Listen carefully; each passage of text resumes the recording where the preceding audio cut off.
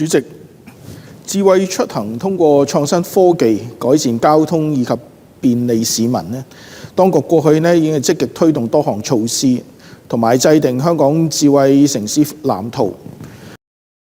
以及香港智慧出行路線圖，明確智慧出行嘅具體發展方向。而推行電子駕駛執照，為駕駛者提供多一個選項呢，係便利市民出行嘅好事，值得肯定嘅。長遠而言呢，應該進一步考慮以身份證連結包括駕駛執照在內嘅各項個人資料、牌照同埋政府服務，實現一證通行，配合智慧城市發展目標，同時大大提升市民生活嘅便利。依家執法人員可以通過身份證查核駕駛者嘅駕駛執照狀況。執法人員截查嘅時候呢，如果駕駛者未能夠出示駕駛執照，可以要求駕駛者提供身份證，然後連接後台數據庫，確定駕駛者嘅駕駛執照係咪符合法例要求。所以呢，實體駕駛執照嘅必要性呢，其實已經唔係好大。嗱，對於本地駕駛者而言呢，將駕駛執照資訊整合至身份證系統，未來呢係冇需要再攜帶多張實體嘅卡片。嗱，對於少數到香港即係外地嚟香港駕駛嘅人士呢，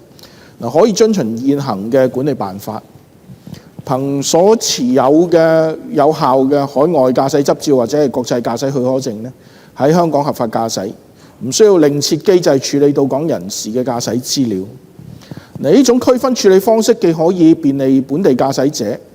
亦都唔會造成額外嘅執行問題。嗱，為咗確保電子駕駛執照政策嘅順利實施，法例嘅字眼呢，亦都唔應該引起不必要嘅誤會。例如，駕駛者展示手機內嘅電子駕駛執照截圖或者拍照影像，唔能夠作為合法嘅駕駛資格證明，必須要通過指明電子平台展示駕駛執照先至可以。法例嘅要求同市民日常使用憑證嘅經驗未必完全一致，需要好小心嘅法例用字去避免爭議。另外呢，當局亦都需要做好宣傳教育，提升市民對於法例嘅認知同埋接受程度，確保政策同埋預期效益呢係得以實現，